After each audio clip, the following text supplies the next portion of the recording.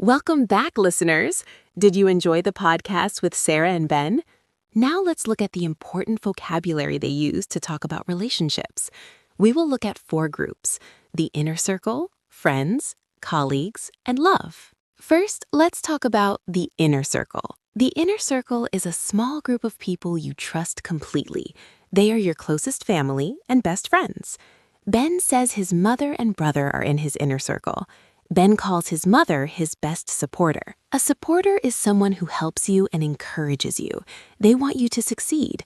They say, you can do it. Ben talks about his brother. We have the same sense of humor. Sense of humor.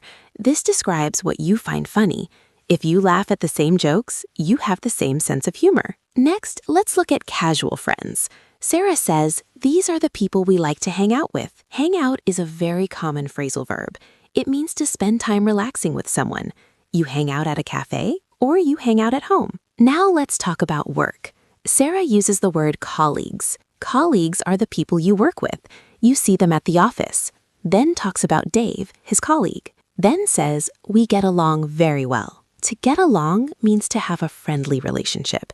You do not fight. You are nice to each other. Sarah mentions it is good to have boundaries. Boundaries are limits or lines you do not cross.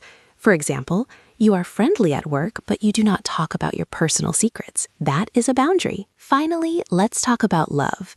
Ben admits, I am single right now. Single means you do not have a boyfriend, girlfriend, husband, or wife. You are alone, but you are free. Ben talks about a bad date. Sarah calls it a red flag. A red flag is an idiom. It means a warning sign. If something is dangerous or bad, we call it a red flag. Being rude is a red flag. Ben says the girl was rude. Rude is the opposite of polite. If you do not say please or thank you, you are rude. Sarah concludes, respect is essential. Respect means treating people nicely and valuing their feelings. And essential means very, very important. You cannot have a relationship without it.